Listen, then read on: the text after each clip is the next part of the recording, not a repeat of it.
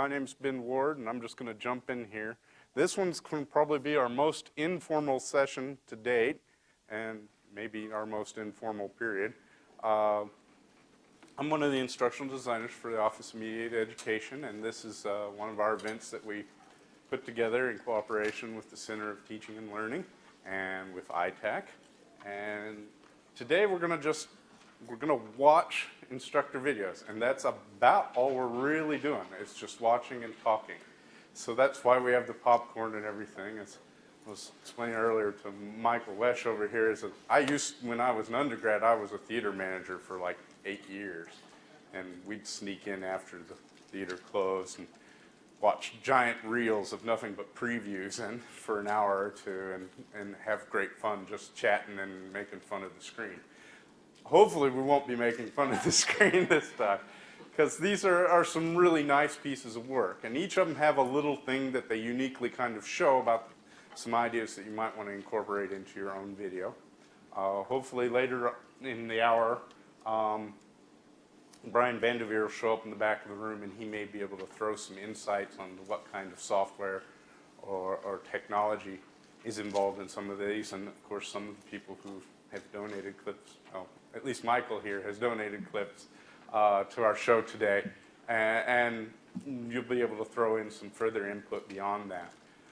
So there will be some expertise floating around in the room on how to get started on your own. And we're going to go the whole gambit, from somebody literally shooting video on their iMac all the way up to somebody finding the funding and having 3D animation done.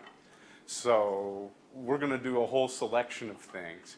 And I think you'll discover that really it has more to do with what you want to do than the price tag attached to it that's more important. So without further ado, we're going to hop in here, and we're going to kind of just hop around, and anytime anybody's want to throw in something, we're only going to be looking at pieces and parts of clips. So sometimes I'll pull up a clip that may be 45 minutes long, and I'll drag us through, or scrub, as they like to say in video terms, scrub through the timeline and pick pieces and parts and kind of show things and make some thoughts. Interject. Don't even bother to throw up your hand if you don't want to. And just say things if it occurs to you or something. Just have fun with this is more than anything.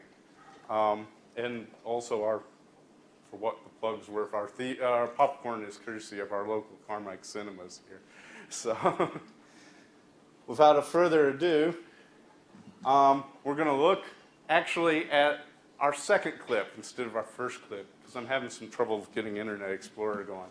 Our very first clip hopefully we'll save towards the end if I can get it running, because it runs only on Internet Explorer, and it's actually a Tegrity clip with Dr. Daniel Swinson, who does a graduate course on finite elements, and it's really kind of a neat thing. But I hope we can get back to it later, and as I said, Brian's shown up, and maybe he can help me kick it in. We're going to kind of hop right into Dr. Linda Yarrow, who does a class in nutritional assessment. She's got a series of very, very short clips. And basically, these clips were built for dietitians to see what certain techniques were that they probably, in truth, would never see, but needed to know what they really were when they get out into the really real world. So without further ado, I'm going to go ahead and jump in there. And we're going to go ahead and fire up our first clip. And,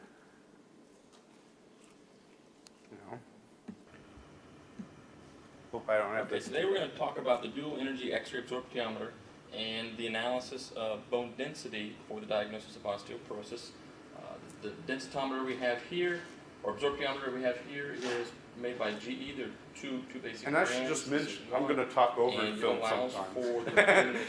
And where possible, I have the names of people. Osteoporosis of the hip. Unfortunately, I forget this particular gentleman. Does it? Volunteer laying Mark on the bed. Cobb? And a scanner Yeah. will. And he was actually very helpful. Of the body and truthfully, Linda and I just checked out a camera from ITAC and filmed this one morning over in Justin. And that's pretty much all we did. And we'll position itself. I don't know why we're getting these little flashes, truthfully. And what we look for is there will be a red light, a laser light. I'm not sure. Can you see that? I think it's the projector. Positioned itself right here over the midsection. That's the midpoint. We will position that. You could point to your belly button. Position that about 2 inches below the navel, and preferably in the midsection of the body. This will reflect about the L5 region of the spine. We hit start. I believe the subject's name is Brian, if I remember. And it begins scanning. It'll He's a scan graduate student. one region. I occasionally run Move into. up. It takes about 45 He's very seconds to shy, and that's scan. kind of a funny thing, because he'll look all stiff through every one of these. But I think my projector's starting to develop problems. Brian, do you know why the projector's flashing? What would be causing that? Is it overheating? Yeah. Am I about to lose a bulb? Can we see about getting another one before it dies? Because that's going to drive you all crazy. It's already drove me over the edge. And the beep No, indicates it's the not scan's flashing complete. on my screen The whatsoever. information is I transferred don't think it immediately is. to the computer, and it will determine the bone mineral density of the spine from L1 to L4, Yeah, and give us an that's it. indication of where this individual falls with regard to others of the same gender and the same age, which is the Yeah, we're about to T-score lose a bulb. and Z-scores that we get for diagnosing osteoporosis. For the hip and the spine, or the hip, is the same Oh, just basic kind of scan. skip forward. It'll measure Just kind of. score or value in this box up here. It's also numerically presented here in this It's kind of green sad. shaded It's a area. fairly new The blue projector. area here with the going black line away. in the middle. The black line. But it's kind of indicates neat. the mean. We just In this go case, straight into man, actually showing with application 170 and everything. division above and below, which is indicative of the blue. And this is also across time. So you're We just actually got an HD camera from iTech, which you can check out, and a tripod, and there's a gentle, just slight went to slope town, decrease quite in literally. the We even spine, used the boom mic. We didn't which happens really to be make much almost effort at it. 1.5 times the We made sure mean. we were in a room with a lot of light, Recommend is that you and, try to stay as high as possible and above the blue. really, we shot all these in about an hour and a half. And via It's the mic actually on the camera, the one that you actually check out. And any of you can check out this camera. You can just go in there and say, I need the high definition, DV cam, and they'll give it to you. And away you go. Make sure to get a tripod. That actually makes a big difference, especially the higher resolution of the image. You can get away with all sorts of things with low resolution. Now, Linda and I put together about 5 of these clips. This is the longest one. They are all very short, and they're all very informative little snippets more than anything. Are there any special things you got to watch out for taking a picture of a screen? I know if you take a picture of a regular television, don't you get the 50 hertz or 60 hertz? problem? Yeah, you kind of do have to worry about it if you're actually if you're photographing the actual screen. Do you have any suggestions, Tim? Yeah, you can, on a lot of cameras, you can actually set the shutter speed. So if you set it for 60 frames a second, then you can set your screen resolution to 60 kilohertz, and then you shouldn't get that flickering. Okay. If you don't need the hand on top of it, you can download a thing called Cam Studio, which allows you to record your screen, and it's a free program. So it's straight off the. Yeah, just actually, yeah. What's that called? It's called Cam Studio. And at camstudio.org, it's a free download. Great. Yes. This is all digital. I think actually 99% of everything we're going to be looking at is, I don't know any of it was analog, truthfully, at any point in time. And there's a lot of convenience for that. If you start out with a digital video, it's easier to use some nonlinear programs, a lot of them which are free. We're going to even show some examples of things you can do with Microsoft Movie and all those kinds of things. You can also do with iMovie. There's a whole series of programs and so forth that you can do that'll trying to find what's going ding. uh, but you know, in addition to the freeware, a lot of these things you can do with more expensive packages. You can do like Final Cut Pro on the Mac side, or you can do Vegas Video and so forth. And a lot of these software packages are available to you over at iTech's Media Center. And you can just walk in and they'll give you preliminary lessons and cut you loose. And some of these things have been edited there, and some of them are actually more involved projects where iTech actually was part authoring of it. Some of them are using other resources along the way. Just kind of the fling, yeah. Another one out there, just real quick. And there we start flickering again. You know. This measurement, we're going to measure the mid-arm circumference. Do we have that For other this, you need a projector tape measure, ready? and to find the mid-arm, have the volunteer. So we may have to swap here in the middle of it. Find the bend the musculature of the tricep, and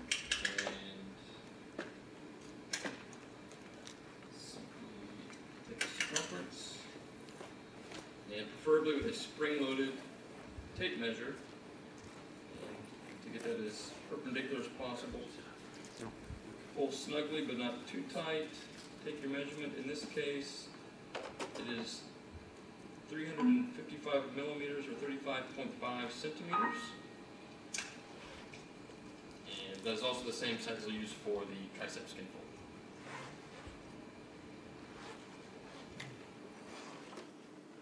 Do you know how big these files are? Or as far as downloading and stuff like that? Yeah, we can actually go into this.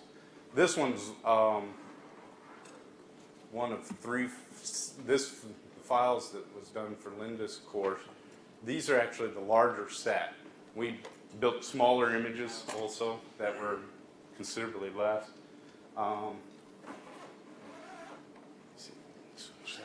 What's the format of the files? These were QuickTime movies, actually, and this was all done with iMovie. So it was run into a Mac, and iMovie's free software that's just part of the package automatically. And then it was edited fairly quickly. Ben, Yeah. the camera that you were talking about from iTech, is that tape on a little tape? Yeah. So you, It's a small DV tape, digital video tape. They run about $5 a pop. You want to bring your own DV tape, and you really only want to use those tapes once. You don't want to record over them again and again and again. They tell you you can, but the truth of the matter is you don't want to. so then you have to use the iTech equipment to download that tape onto a DVD. It comes with the camera. You can actually plug it into a lot of machines already.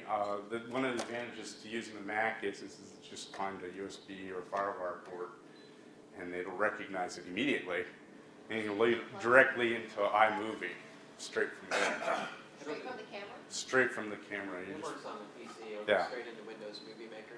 yeah, straight into Windows Movie So you Maker. don't necessarily have to go to iTech and sit there and wait for it, No, Yeah, only if you're gonna do really complicated editing. yeah. If you're just doing, just downloading the, just downloading, you just put it right onto Windows Movie Maker or iMovie. Shut down. this camera, does it have date and time on it? You can turn those features on with most video cameras. Pretty easy. But truthfully, I'd look that up in the manual, and usually the manual comes with the camera because it's different for each machine. Yeah. Hopefully, we're done with the flashing. Really hope so.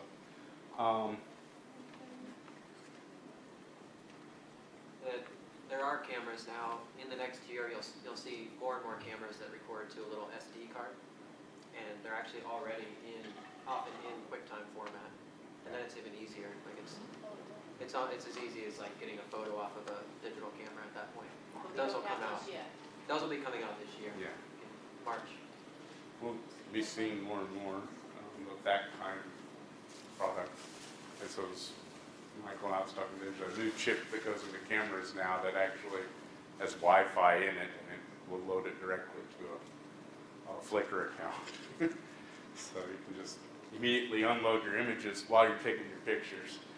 So you never actually have to hook into a computer. It goes straight to your account. The actual size of these and their low resolution is surprisingly a lot smaller. Like this first clip we saw is about 50 megabytes at this higher resolution, but the one that the students have is about 5, truthfully, at a lower streaming resolution. And hopefully we're done with the flickering, because if we're not, then it means it's my laptop and life's not as much fun. When you say the one the students have, you mean you make it available on KSD Online or something for them, and they can, is that what you mean? The file size that they have? Yes. That's one of the big things about video. You really need to, you just can't leave it in a raw format, otherwise the files are huge. You know, we're talking like gigabyte per minute. And that just won't work for anybody, even you, truthfully. So you have to run it through a program like Microsoft Movie Maker or iMovie or even the higher end programs, and you compress it down into hopefully a streaming format, whether it's Windows Media Files or Real Player or QuickTime Movies. You have to compress it down so that students can actually see it. All of these have been done that way, one way or another. The one I'm about to show you is actually a fairly high resolution film, and it was done with Real Player. It was photographed by Kent Nelson for Kelly Welch's class in Introduction to Human Development. And I think a lot of the reason we picked this is just because she gets really involved. Okay, what I need everybody to do, first of all, we are talking about, and we'll have all of our helpers help us first. We're going to have such a mess.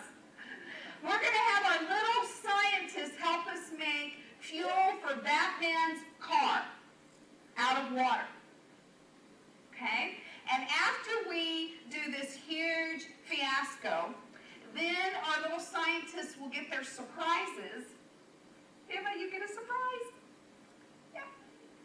They'll get their surprises and then they can go. Okay? And then we'll finish, I'll help you tie it all together. So, what I need all my little scientists to do, I need Andy's help. I need about 3 or 4 little scientists here in a circle on their tummies, and mommy's like back. Now, part of the reason we pulled this clip in is because, you know, one of the things probably best to avoid with any video clip, especially instructional video, is having the talking head. Because if you want to build some deadly video, you know, set it in the tripod, go sit in the corner and talk at the camera for an hour, and your students will hate you. They will hate you a great deal. They may never tell you that, but they will. What's neat about this is this class in particular, this is for a whole series for an introduction to human development, is she's got people in the classroom. She's got little kids, they're going to do stuff, and she's showing instead of telling. And that's an important concept, really, in building your own video, is showing instead of telling, and let the viewer come to their own conclusions. I'm going to go ahead and scrub forward a little and kind of pull us into some other things as she gets into this, because what they're talking about is Piaget's theory of cognitive development. Is this one shot the same way as the other one? No, this one's actually shot from in a lecture hall in Justin, towards the back of a room, with a cameraman shooting it. It's the same basic camera, and the. Want to smell it, because it stinks, doesn't it? Yeah. Now basically, she's suckering these kids into this whole idea that they're making fuel for Batman's So now, car. tell It's me rocket what, fuel. Is this water or is this Batman fuel? And getting them into this whole idea that this water is going to have magical properties to it. Well, really, it's not. What it's going to show is these kids' stage of cognitive development and how that they don't get the idea of this logical consequence that even though you may change the shape of the container, you know, you haven't actually added or subtracted any water. Now we got to get it right up to there. And I'm going to pour this in. Okay. Now,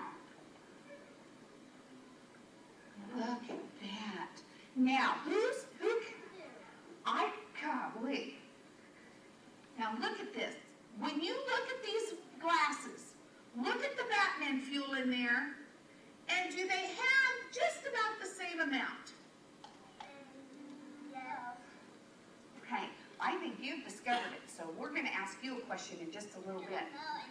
It's going to melt? In a minute. Okay. Are they just about even? Sam, do you think they have just about the same? Colin, do they have just about the same? Okay. Now, here's how we'll know if it turned into Batman fuel. Here we go. I'm going to pour this into here. And if this one has more than this one, then it turned into Batman fuel. I know it. You think it did? Because it smells like it, doesn't it? All right, here we go. Now you have to say as loud as you can, turn into Batman fuel. Go. Say it. Louder. Okay, let's see. Which one has more? It does? Which one has more? This one or this one? So it must be Batman fuel. Okay? Did you guys see what I did? Okay, let's pour it back. Now, if it's true Batman fuel, it should be almost the same as that one. Say Batman fuel, say it.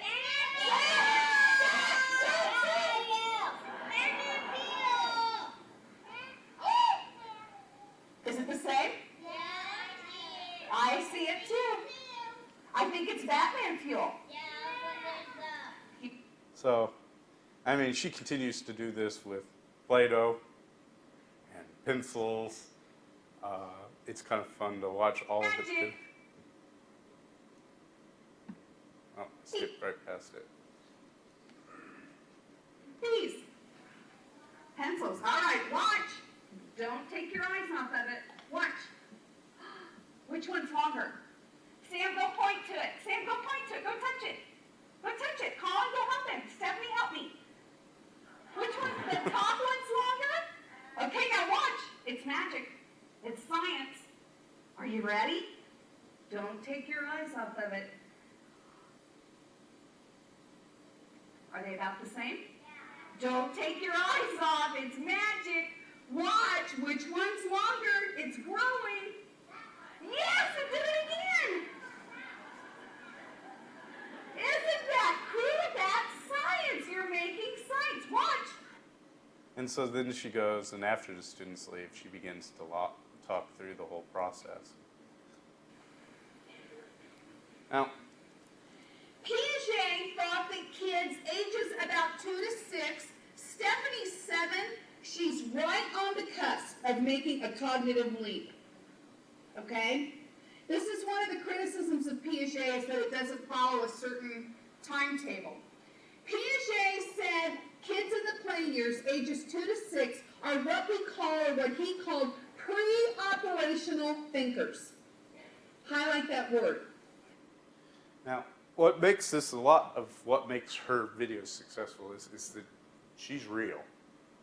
You know, the video is not the high-end quality, and she's just totally not self-conscious at all about what she's doing or making mistakes. And truthfully, you know, we're in the YouTube generation. Over-polished video doesn't go too well with our current audiences. People think you're trying to sell them something. And they'd rather see you for all your faults right then and there. And that actually has a better credibility in the overall process. I'm going to go ahead and pop us into this next one. Well, hang on, go ahead. Yeah. Was this done for a distance course? Yes, it was done for a distance course, but it's also done as a hybrid course. This introduction to human development only meets half time, and the other half of the time is spent online. So students actually have access to all these videos throughout the whole semester.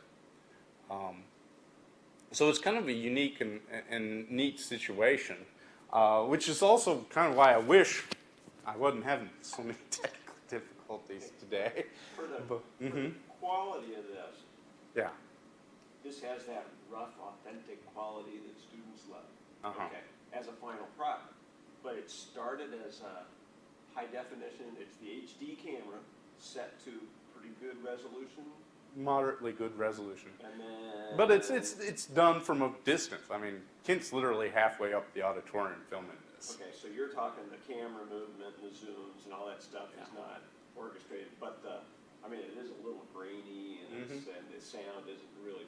So, And it's also been compressed down so it can run onto the web. And that's part of why we're getting the grainy quality.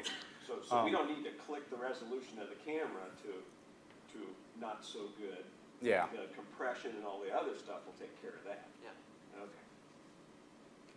Let me go ahead and move back real quick. Resolution, or, you know, and there are a few things that I would like to comment about this video. One See, of that's them the original is, size. Well, it's not going to show the original size, you actually. mentioned about the motion is the dynamic in the screen.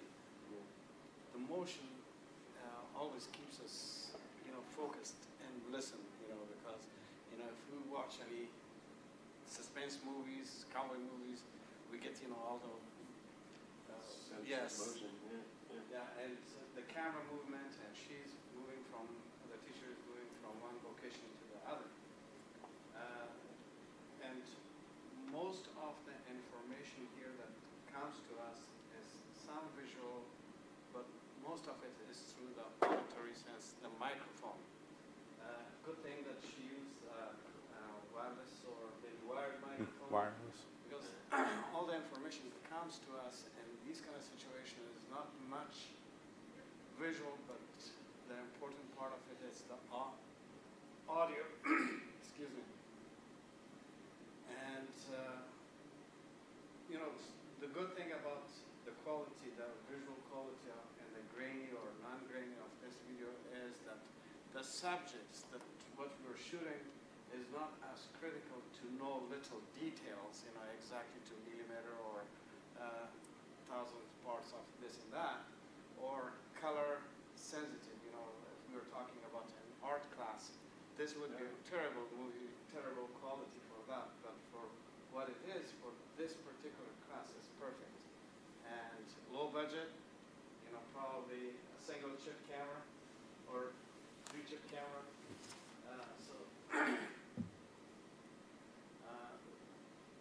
The quality, but it will differ on the subject, what you teach or what you want to capture.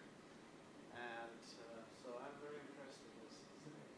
But you know, I just wonder, to me, it's almost like you need to avoid the perception that a camera has just been set up in a lecture theatre and you're filming somebody giving a talk. Now, I think that it would be, for me as a student, it would be more entertaining if I videotaped small clips of in-situ situations that students wouldn't have access to, like accessing young students at a grade school. And then the talking head bit could be spliced in later. You know, it could be, you know, more of a sort of addressing the audience rather than addressing the class. There's more connection between me as a viewer if I think that person is speaking to me as a viewer of a videotape rather than speaking to somebody else in the classroom. I know I haven't got access to that classroom. I know perhaps that, you know, there are things going on in that classroom that are augmenting the educational experience. You know, it's almost as if video has to be an intimate connection between the person making the video and you, the viewer. It's almost like you are the most important people here. It's not, you know, you're not peripheral. The objective or subjective camera, or the persuasive camera we're talking when the viewer becomes only one-on-one kind of situation. That's the ideal thing, but the reality of the finances hits us on the head. You know, this probably would have cost, you know, this clip with the time of the camera operator and the materials probably $200-300. That's a pretty accurate assessment. Approximately that much, but if we get into a higher end of production, you know, to produce, you know, something to talk about the perception, you know, and the developmental stages of children, we're talking megabytes there. That's a wonderful thing. I like what Clive is saying though, because the advantage of a camera is that it can go to places that you can't go in a lecture hall. And nowadays, you could get a cheap camera yourself, and just the authenticity of being in another place would drive that production. So you wouldn't have to pay a cameraman, I don't think. Like, I think you can just go yourself. sort of raw authenticity of being somewhere. And the advantage of for this particular instance is that, I mean, obviously she has to be involved in the deception of the children, but she's not talking to children here. She's talking to students, and she can say, look, this is the reason why I involved deception here. I'm going to show you a video clip where I'm trying to get, to test conservation of volume or whatever.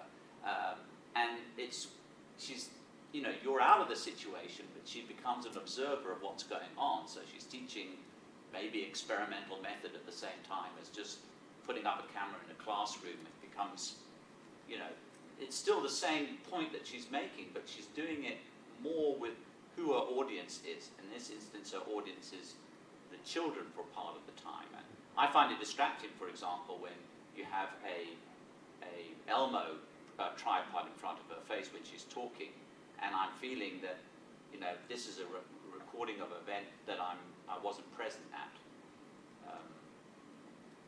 I think that is the advantage of videos, is being in the classroom, is being able to show students situations that you can't bring to the classroom. That's why the first clip is very important. You can't bring a bone density machine into the classroom. It's very, very difficult. But you can show students how it works in a short little video clip. But I wonder to what extent it's necessary then, and obviously distance situation is different, but it's necessary then for you to also talk about you explaining, that you're going to see a bone density machine in it. She had, at the very end, she said something that caught my ear, and that was, highlight that on your handout. Yes. She had a handout, right? And actually, the handout's available online too. So if you're a distance student, it's all I was the just going to same say, thing. is there another whole other clever aspect of this, Yeah. which is get a note-taking device. She actually does a kind of a templated note for her lectures. Okay. And so, the high points are covered in there, but she has a full expectation that you fill in all the gaps and pieces and parts. Okay. And that's part of how she keeps her online students and her face-to-face students in the same place.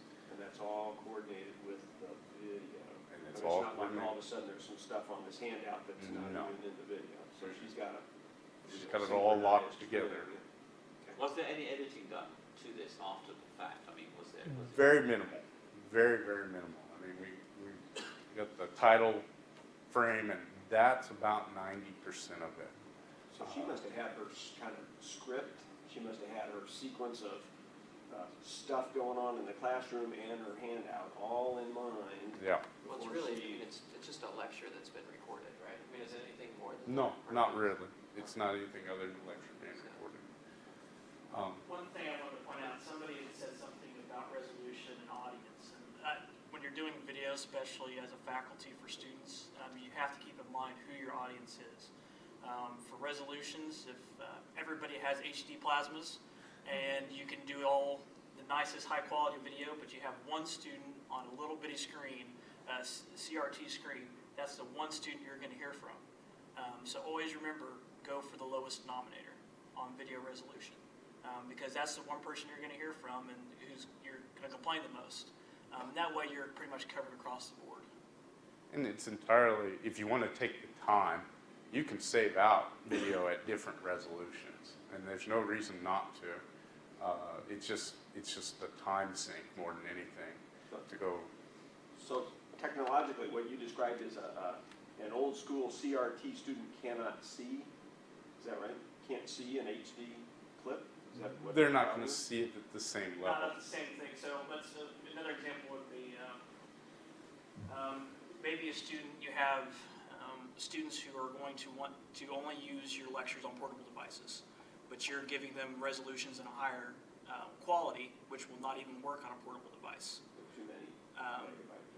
So you really kind of need to kind of gauge your students and how they're going to use your content, because that'll determine how you provide it to them. So what's the best bet? What's a good rule of thumb? I think download speeds are pretty important in this regard, in that if you're doing distance, for example, and somebody's on dial-up, you really have to take that into consideration. So, I don't know, I think... And part of this was covered with, like Kelly Welch's, if you requested for the course, they'll send you CDs of all the videos. So that's part of how they cover the base. But if you're not on broadband trying to pull this down, you've pretty much locked up your machine for the night. You can go watch it in the morning if you're lucky. We're kind of spoiled here with having such high speeds here in Manhattan, but we get a lot of phone calls from students who are maybe going overseas or somewhere else, or just somewhere in western Kansas, who are still on dial-up connections. We try to move into this digital age, but we still have to remember these students don't have the capabilities to move with us. So we need to make some kind of accommodations for them as well. You think like 512 kilobits per second is? Should be fine for streaming. Yeah. Because this clip sits at about 145 megabytes for about 45 minutes, which for 45 minutes is great, but it's 145 megabytes, so for dial-up, that's, you know, hours and hours and hours, providing your connection doesn't break somewhere in the process, which it probably will if you're in an apartment building or something. How would you compare uploading to just uploading it to YouTube? Because then you don't have any access issues, really. Everybody can get it. Right. It really depends on intellectual property concerns with that, which is a whole other can of worms. But, you know, that's basically what YouTube does. It picks the lowest common denominator for to reach the mass as far as they can go, where, you know, other places you get to choose what the quality will be. So that, I think that's kind of something you need to consider. But something interesting about Flash is, you know, that's kind of across the board player. So if you are making videos, do pick one format and stay with it, because that way your students don't have to have Real Player, Windows Media, QuickTime. That gets really confusing for the students. You need to stick with something that works. That way it's just very smooth for the students. Does Real Player work on a Mac? It does. It requires the download of a file before it starts to play. So MOV is maybe the only file that would play on every computer on campus, along with Flash. Yeah, Flash and MOV would be the two primary. Yeah, the Windows media files on Macs can be kind of unreliable at best. There are softwares that have converted. I just had a student have problems with Real Player on a Mac, and we finally figured out she had to hold the Alt key down while she was downloading it in order to get it to download. Right, that means that Safari was basically blocking it when it was, the Mac was blocking the file. But it was Firefox. She was using Firefox. Well, the Mac isn't, the security on the Mac was blocking that, so. I've had a lot of trouble using .mov files on campus to do training videos that people will be required to watch if they do research. And the problem is that, you know, people here tell you no K-State supports QuickTime. We launched recently a new initiative called Export Controls Training, which if you're all faculty and staff, you got the email from the provost. That was me. I did that. If you had trouble viewing it, it's because it was created with a Mac using Final Cut Pro, exported as a .mov file, and put into K-State Online. What happened was, if you weren't lucky enough to view it using Firefox, it may or may not have worked for you, and we still don't know why that is. So just be aware that we have tried and tried and tried to find one platform that worked for all K-Staters, and we've yet to find it. All you can do is really appeal to the most people and then handle the problems as they come in, because we've yet to find something that's going to accommodate everybody.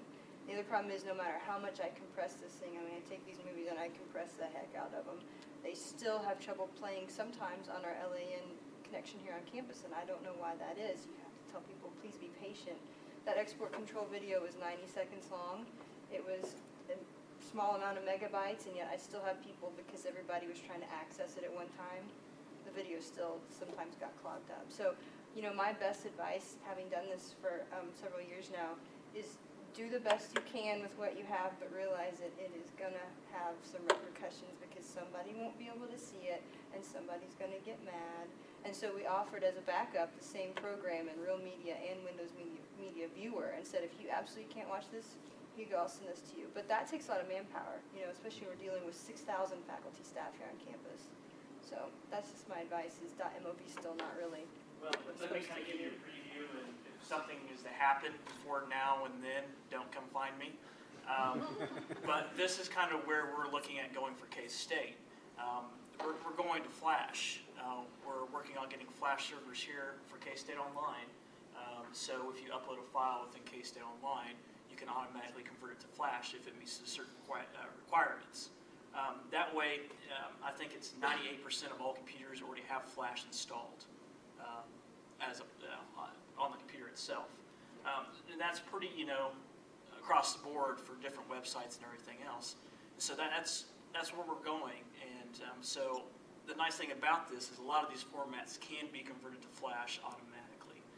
So you can still record how you would, but that way the students would only have one format that can be produced and distributed to them. Do you think I don't know if you've seen Blip TV, but Actually, okay, so the nice thing about that is you can upload it, it'll convert it to Flash, but it also keeps a download link to the original. right. Could you have something like that in case they Actually, don't? that's what we're planning on as an option, and giving you embed code as well. So. All these fun things. I should just mention it right now because we're getting close to the noon hour. Technically, these sessions run until 12:30, but we let people have an out at noon if they need to run off. Well, noon's going to be here soon, and we still got lots of clips that we can go through, and I'm sure we won't get through all of them. But if you need to take off, feel free. Don't be embarrassed or anything. Just go ahead and run for it.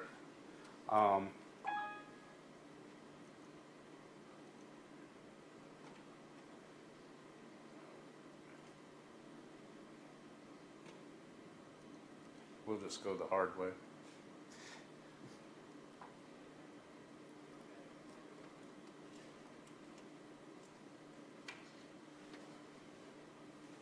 Is it net or? Not bad.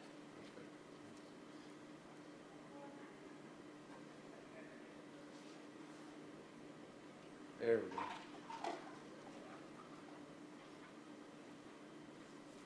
Now, I'm sure many of you met or have seen Michael Wesh before presenting on one of his video works. I don't know if any of you have ever gone to his website and seen his one on his world simulation project. And part of the reason I just kind of wanted to throw that out is because he's starting to do some really exciting things with it, like giving students cameras and sending them out during the project and involving them in the editing process and really kind of changing the whole venue of the process. And then he's also throwing it out on YouTube so anybody can see it. Now, I can't guarantee, I've been fighting internet connection this whole time, and even with the LAN connection, I can't guarantee. I think we're fighting against career day, to be honest. A lot of people are using the internet here in the building. And I wish I kind of had downloaded this ahead of time. I can describe it. You can describe it? Okay, we're going to do kind of a dialogue of what it was like while it hopefully loads. And so what we do is we meet in the ballroom and we have a big class activity that ends the semester. And as part of this activity, to sort of just capture it and to analyze it later, 20 students, so I have 400 students, and 20 of them have cameras, and they go around the room actually recording the action of the day. And then we put that all together, and the students actually do the first layer of editing, and then they send me all the clips that they've pulled out that they thought were most significant, and then I put them together into a final 20-minute video. This is just like a 3-minute version of that video that we'll play. We're pushing the envelope a little bit this year because there's a new website called Cultura, and it starts with a K, Cultura, and it actually allows students to upload clips directly to the web and then edit them online together in collaboration with one another. Just let it go. Okay. And then we take imagery from other documentaries and things that we think match with some of the things we've been learning and put it all together into one final video.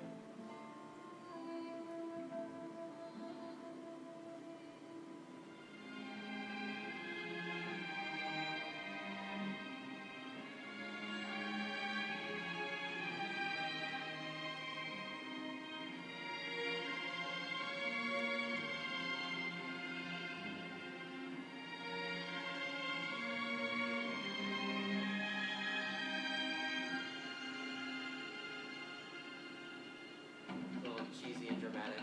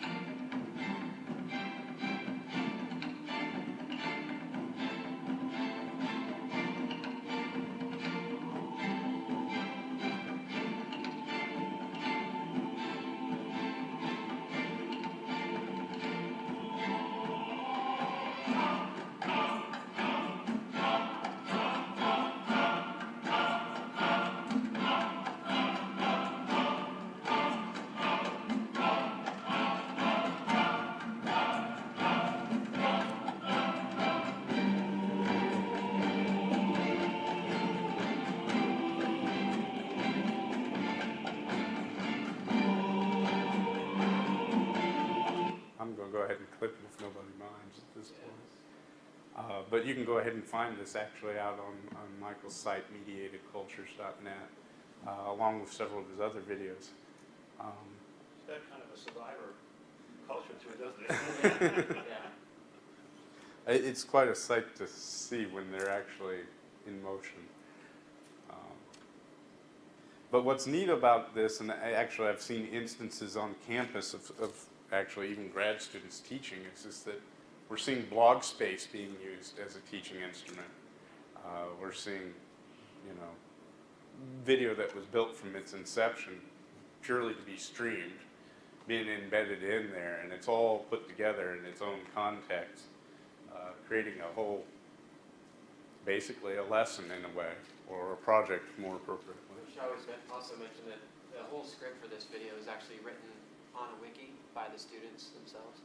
So we're trying to do is simulate world history, and all the students have an idea of what world history is like, and then they compare that with how it unfolds in this simulation, and then we script it all out on a wiki together, and then the video is actually constructed from that. So the students I try to involve them as much as possible in every step, and every year I kind of push it a little bit further.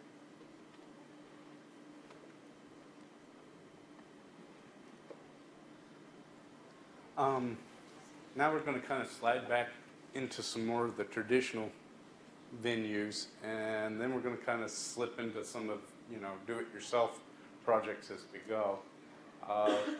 This is actually, the next one is Dr. Fred Newton and Dr. Art Rathman teaching a stress management course. And it's kind of neat because they're doing kind of a longer version of some of the things that that Linda Yarrow was doing.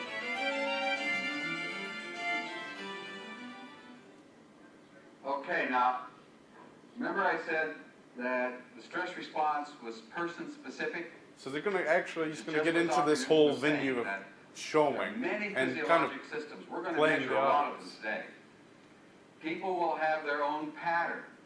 That's why if you come to the Biofeedback Training Center, to work, we don't train you just on one modality like skin temperature or heart rate, but we train you on a number of different modalities so that you can learn to regulate your own specific set of responses.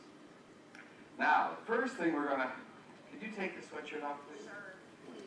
The first thing we're going to hook her up to is respiration. And for many people, as soon as you experience some kind of a stressor, your respiration, the pattern of inhalation and exhalation begins to change, and can change quite dramatically. Anybody ever heard of hyperventilation? Anybody ever experienced hyperventilation? Okay, good. Now, she's an excellent subject because we can sure find the top of her diaphragm very easily, which is very nice to be able to work with someone who is very... So we continue on, and I'll just kind of hop forward. Because not only is he just walking them through hooking it up, he's going to translated into heartbeats, 120. Catch it just a second before there. And put your hands comfortably. I'll have to put these up like that. Is that pretty comfortable? Yeah. Okay. Now, all we have to do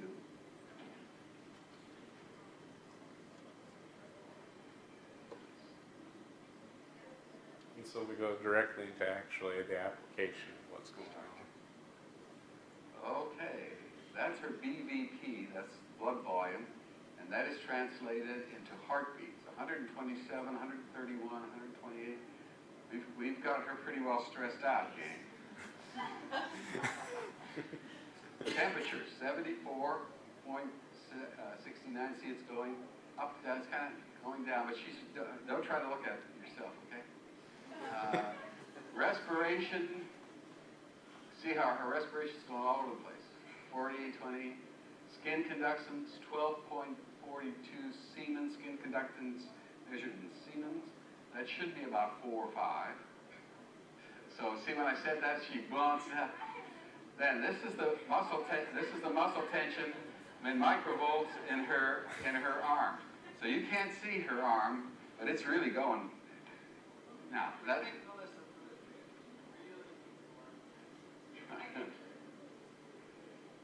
Now see her there. She's now. When you look at something like this, unlike just looking at your skin temperature, you could begin to see a physiologic pattern. You could begin to see, for example, that her heart rate is. Now we're going to kind of hop into another one that they actually also have for that course, which is filmed outside of the classroom, and it's actually, you know, more of a kind of a lab experience. The first technique that I was going to do is called OA decompression, or occipital lanal decompression. So you take your hands and you put them in a position like this. So you've got the hands in the middle, or the fingers in the middle, up, and the fingers on the side now. And you lift up the head, and you find the spot where the skull pretty much meets the neck. So where the skull starts to curve in and become neck muscles. That's the spot you're looking for.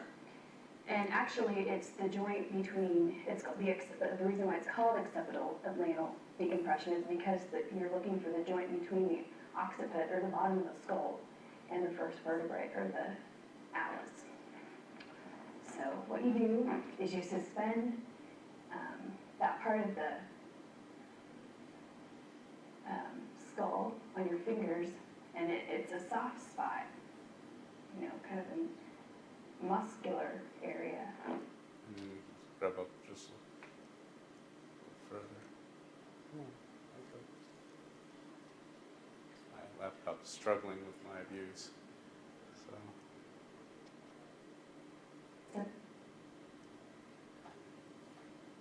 You'll feel.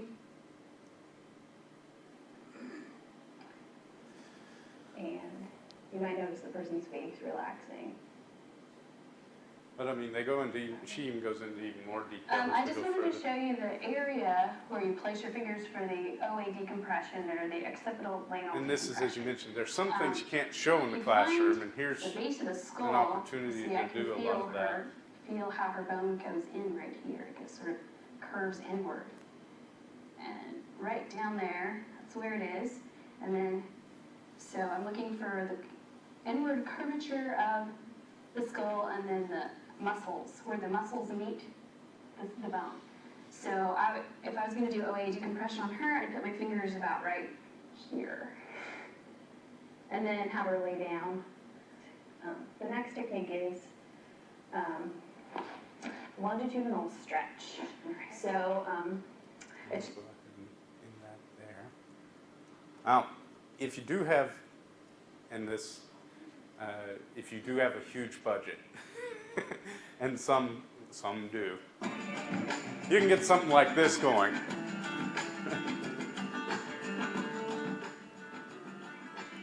and you know, where we mentioned before, there's a lot of money put into the production value of this one. We're up into the tens of thousands of dollars, truthfully. And all of this is filmed on the ECC soundstage and everything. So if you have an opportunity, I mean, these kind of venues are available to instructors, even here on campus if you want to go that distance. And I'm just going to kind of show some little things because it's traditional, and so in a sense it's not as exciting, even though the people are more, you know, have some charisma and some things going for them. It's a sound stage, and it's pretty much seen and done.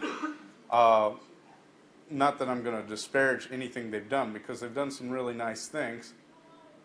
Part of what really makes this nice, actually, being on a sound stage. Did I turn it down or up? And this motivation question keeps coming up. Because they can do things like different camera angles and so forth. And when they actually pan into the audience, the sound quality of this of this stage is such that they are getting responses from students and so forth and questions, and you can understand pretty much everything they say. And that's pretty much a unique situation in that regard. And I have to thank Coach Prince for letting us borrow his video, which is actually a few more hoops than one would realize to get a hold of it. In certain situations, but I don't think anybody who's good at what they do, I don't think they do it for a fast buck. I don't believe that. So I think that if you find people who are motivated, you got to ask them what they're motivated about, and perhaps put them in a position that the thing that they are fired up about or excited about, or the thing that does motivate them, they get an opportunity when the time is right to work in that field.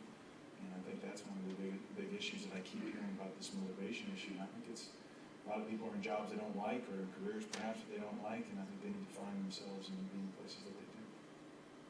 I really don't have much to add to that. I do think it's time, if you're seeing that the motivation factors affecting performance and enthusiasm and engagement in the job, then I think it's really usually we encounter videotaping classes is missing the interaction between the teacher and the Yes. students. Not only visually, but orally too. Yeah. And the quality of the microphones on the camera, if we're using, just, the camera-mounted microphone, it may pick it up and may not pick it up. Yes. Or if we have, a lapel mic, the students' reactions are gone because it's spontaneous. And one of the solutions or bandit solutions to it was for the teacher to repeat the question. But after a while, because we learned a great deal of unscripted discussion back and forth very quickly, repeating those questions by the teacher is not possible, so here we lose A lot of things. So a lot of the messages come. not every situation lends itself to simple videotaping. So one must be prepared for that, In fact, plant some microphones throughout and hand them back and forth when or possible. suspended from the ceiling or mounted on the tables for the students. So One thing we did last year that worked really well was we used a shotgun mic, which basically just literally captures everything within sort of like a shotgun blast kind of is. And the nice thing about that is it worked well for picking up the lecturer, like me. But then when a student asked a question, as long as the camera operator actually turned the camera to the person, it picked up the sound pretty well. Which is actually what's going on right now. We have a shotgun mic in the back. So that's the solution.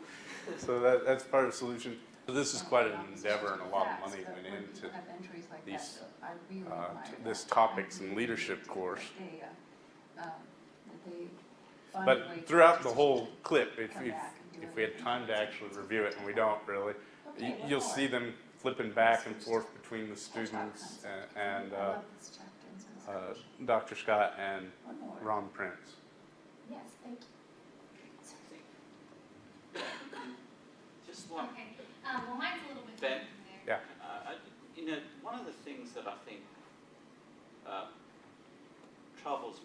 is the way that would, you know, yeah, this is a new kind of medium to use in the classroom.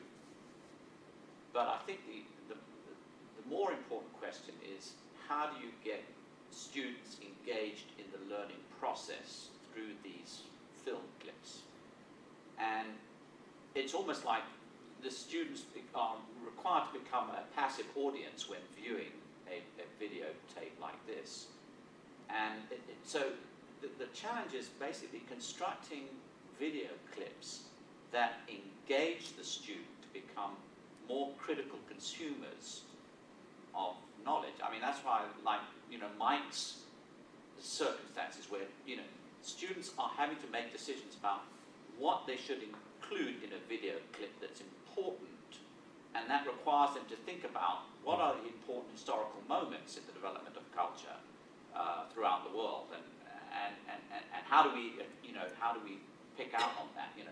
So in a video tape like this, for example, it might be more, I think it's more important to think about how are students going to interact with it? How am I as a teacher going to use this video clip? Not just sort of say, here's some information, take it in and accept it, but how do you critically evaluate this information? And that's something that, you know, I'm grappling with in terms of, you know, are we just not using another chalkboard here? It's just a different medium, but it's not really improving the educational process. And how can we use this new medium to get students more engaged in evaluating knowledge, in evaluating information, in critically assessing it, getting that kind of interactive component? And I think I have to agree with you totally. That's the big crux of the situation. I mean, Mike's come up with the cure in many ways for his venue, and that won't work for every course, really. But I mean, enforcing the students to become the publishers of the video, you've changed the whole dynamic. But truthfully, you know, when I talk about talking heads, we're talking, you know, video is so static it makes print look dynamic sometimes if you're not careful. And it can be really deadly, regardless of production value, which can be high or low or anything. Which is why I keep kind of coming back to that when I was learning to write creative fiction. They always talk about showing versus telling. I think we reach our audience better by doing shorter and shorter clips and going places where you couldn't go in the lecture, or cutting down to the meat of the situation and saying, hey, here's this bite. What do you think about it? And then let that drive your discussions instead of, you know, popping up an hour of lecture on an old VHS tape, because I can show you a vault full of those, and after the first couple of hours, you're ready to go screaming. And that's kind of what we all need to kind of transcend beyond. And I don't have an easy answer for that, because it's like learning a new voice, really. Otherwise, it does end up like the old talk shows, which are okay if you have somebody who's charismatic or you're really interested in what they're talking about. But otherwise, it's pretty deadly. I thought Mike had a good, at one of the previous sessions, a good strategic approach, and that was, I think, push the content to students, the nuts and the bolts, offline in their homework hours, out of the classroom beforehand, and then you have much more productive in-class time, interactively wrestle in the content. And we're seeing this more and more. Kelly Welch's class is built that way. I mean, all the lectures are online, and you're expected to see them when you walk in. She wants to do things the moment you walk into the room.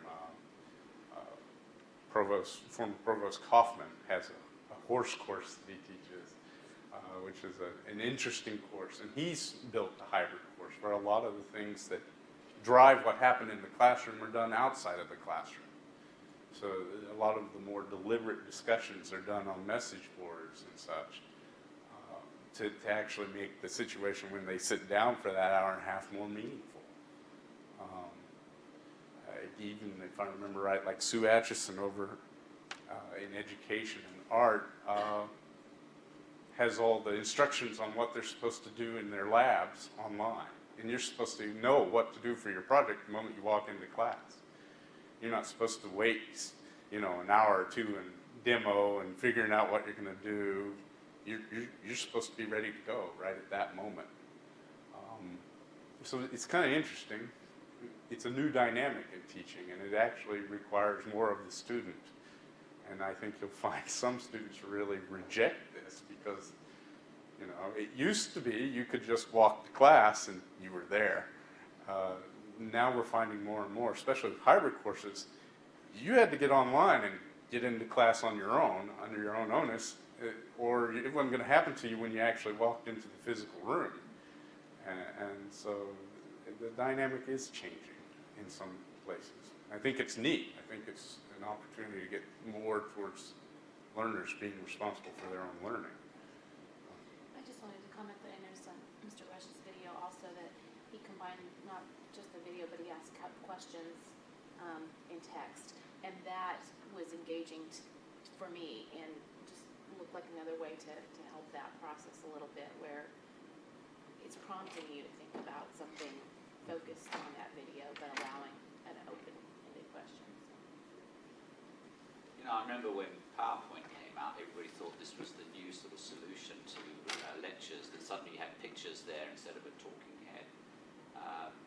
But I'm just sort of reluctant that we're just talking about moving PowerPoints here, that the audience is passive rather than learning about how to get students to interact with video. Which I think one of the way to do that is to split it up into small components and say, well, in this instance here, for example, you could ask students, well, do you think that money is a motivator? And then say, well, this is what Prince said, and what do you think of his response? So it's sort of getting students to become critical consumers of the video clips that they're watching. And to be able to analyze a debate and on a video clip, or analyze whether this, even the way that information is portrayed in a video clip, to talk about, is it deceptive? Is it telling us the truth, or what's being manipulated here? And I think we're actually also quickly reaching a point in time where students are going to be able to respond to video with video, and that's going to change this again. When somebody's going to be able to just open up their laptop and record their own little snippet response. And I mean, we're seeing that out there in places like YouTube, where you have these huge chains of video clip responding to video clip to responding. And it's just going to be a matter of time before that kind of thing filters into our class. Labor intensive. One of the questions I had, Mike, is, how long does it take you to put together a 75-second video clip, And is it worth the bang for the buck, as it were? Is it? Well, I'm down to I could do that in 10 minutes now. Right, When I first started. No way. The learning curve for some of us is so. No. Well, but the great thing is the software is a lot easier than ever, which is good. But it is getting a lot easier. I mean, if you have a Mac, you can literally just open up iMovie, and if it's got the camera installed, you can just start. See, that sounds easy to you. I know. I'm looking for the start button there. There isn't one. And that is the trick, is learning where that button is the first time. And then more difficult is figuring out, well, how do I share this as they like to use it, or export this out, or compress it down? And that's actually the tricky part. There's a new camera out. It's been out for a while. It's called the Flip. I think it's just called a Flip camera or whatever. And it's got a little USB cord on the side, and you just point it at whatever you want to point it to, and then you plug it into your USB. When you plug it in, it says upload to YouTube, and you push yes, it uploads it to YouTube. So they are getting, some of those tools are getting easier. Of course, there's no editing there, but you can still get a nice sort of authentic video going somewhere. Hey, could you give us just a verbal description of the very first one on the very first slide, Dr. Swanson's finite element analysis? that's gotta be a different style, because that's a different content. It is a different style. Just describe it, you don't need to try to download it. I'll- But how did he handle that? Because that's some real chalkboard nuts and bolts. Let me try one more time because I've figured out part of what my my load problem was going on. We'll see if it'll let me in. No, it's not. It is a lot different. And because how many of you have actually seen integrity lecture that's been recorded? Some of you have. Basically, you have a PowerPoint slide, and off to the side you have a small video window. And Dr. Swinson actually put a lot of time into all his integrity lectures. He made sure he had a backdrop behind him and he had enough light. And he would just go in over a weekend and with prepared slides and so forth, and he would just start talking. And he would give his lectures directly to it. And he was lecturing directly to whoever was going to receive it, and that was really nice on a lot of levels. What was also nice is that integrity, much like a WIMBA will let you do now to this degree, you can share in other applications, you can share in images, you can draw straight on top of them, and he did all those things. And what made this particularly useful for the finite elements class is this is graduate level problem solving class ultimately. And back in the day, when you went into the lectures for these engineering courses, it was, you took a moment out of your life and desperately try to get everything into your notes, because everything you're going to turn in from that point on is based on your notes, because the lecture's gone. And you're getting into some very complex equations and concepts, all dependent on how well you take your notes to be able to actually even solve them. He had some tremendously high favorable responses to this course because students could go back to the lecture and work through the homework in parallel with the lecture, which is a neat opportunity. Yes, some of it's dry. He's done a really sharp job because, we got computer-generated images, we got photographs, we have shots of Google Map, we have some equations coming out live, and he does a really nice job using integrity, which can be a hit-or-miss tool. But the neat thing about it is that it allowed students to work in parallel with the actual lecture, which, given the complexity of what he was teaching, was wonderful. This was something that they'd never had before. They were before literally sweating blood, hoping they got the gist of what he was trying to teach, so that they'd have some chance to get through the homework. So it was kind of a real-time, step-by-step, sequential solving of a Absolutely. difficult problem, which a textbook just never gives you that step enough of a sequential. And pretty much, and the neat thing was this was a pilot for mechanical engineering. And so they had a question and answer session at the end of that first semester, and I got to attend, and it was really neat. The other thing that was neat is that in integrity, you can set it so it'll download. And almost universally, every student downloaded it onto their machine rather than just watching it as streamed video, because they wanted to be able to just scrub through it like we are right now, scrubbing through videos at their leisure, going back to individual slides and saying, okay, now what did he do here? And this is a neat time where technology is actually improving the learning situation. And you can't always say that in video, truthfully. But in this problems class, even though in many ways it's a very dry topic and it's a very dry presentation format, he makes good use of it. So I would kind of wish it would fire up, but it's not. There's a couple of little ones I want to fire, and I only got 5 minutes, so we're going to have to rush through, because I'm going to feel bad if I don't get to everybody real quick. Let this one. Sue Williams does a serial murder course, and I'm not going to actually show you some of the more heated parts of her video. I hope my laptop's still firing. Part of the reason I wanted to show this. Good morning, killers. Oh wait, I wasn't supposed to say that, was I? No, we're the killers. No, that's not right either. This is the course about serial murder. This is her overview. This is kind of her syllabus for her first day. This is the kind of thing you can do with video that, if you're teaching at a distance, is a make or break point. Because otherwise you're throwing voices out into the ether.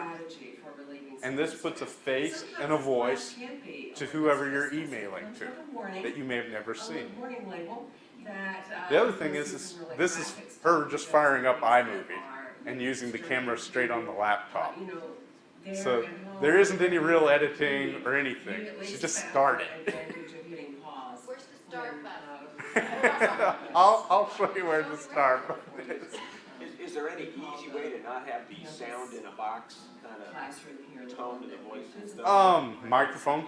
Microphone's everything. It's one of those points that you'll see in there. A good mic is priceless.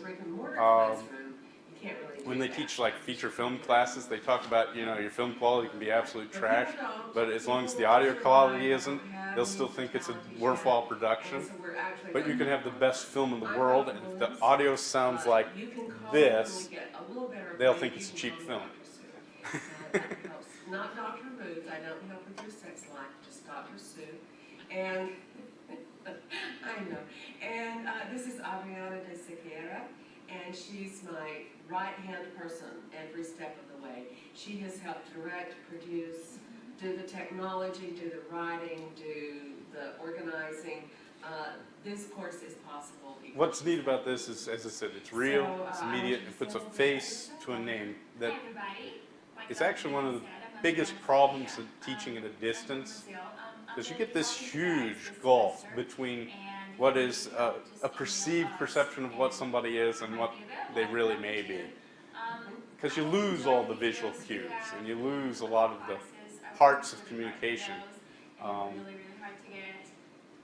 But as I said, we're racing minutes right now. Now, I'm going to show two things real quick from Roger McKinney, and it may not let me do it. Yeah, it's not going to let me do it. This is not the time to have IE die on me.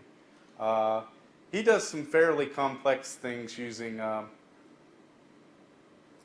Producer, which is kind of the next step up for Microsoft Movie Maker. And he gets a very Tegrity-like effect, and he's doing it all in-house, just building it himself. And all of that's free. You can go out onto the web, go to Microsoft, and they have tutorials and everything. And you can use Microsoft Producer to, incorporate your slideshows with your video and just build it all together. And he does some really nice work. Hopefully, Tim and I can build up some links so some of the clips you might not have gotten a chance to see, you'll get a chance to see. I'll go ahead and fire this clip up. It's not actually a clip, but it's a neat.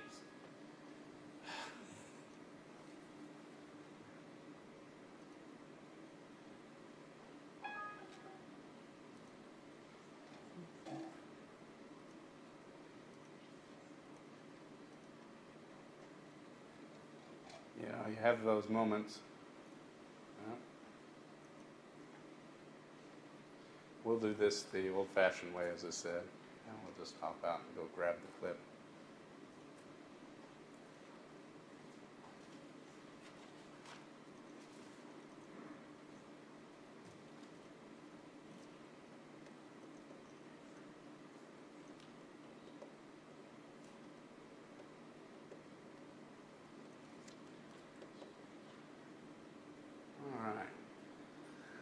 Now, this is a gallery that Roger spent an enormous amount of time on,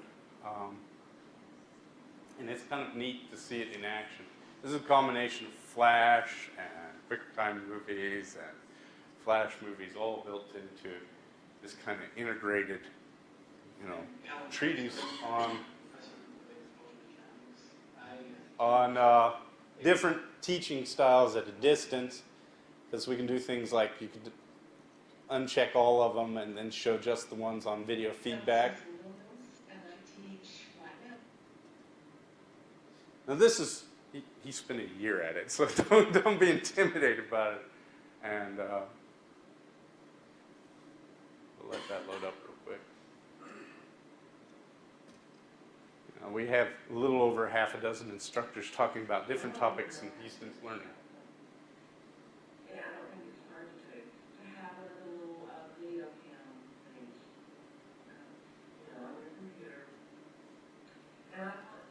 give feedback to students over major, it could even be minor, whatever we would do, their assignments, so that I'm actually talking to them.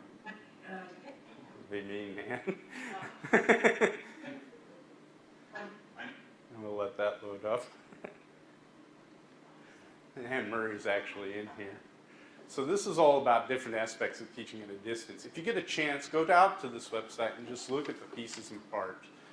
And nobody expects anybody to do the immense work that Roger put into this thing.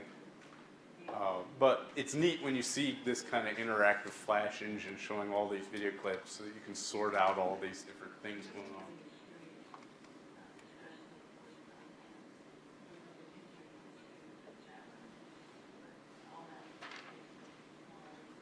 And the volume's a little low, so I apologize. So I just kind of wanted to point to that, and I don't want to keep you going much beyond this.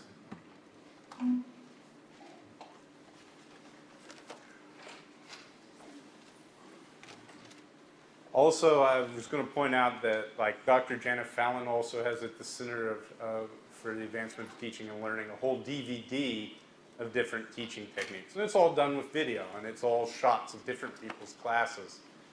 And, you know, video does offer you the opportunity to kind of share and swap video back and forth between colleagues. And it's one of the neat things about it. And it's just kind of as a parting clip, because I know you're all going to leave. We'll just let this run in the background. Wire and other foreign objects swallowed by ruminants when they are eating can pass down the esophagus. This is what happens when you get like the College of Vet Med working for you, and they have somebody who will actually do 3D animation for you. A lot of this was done by Kit Nelson up at the College of Vet Med.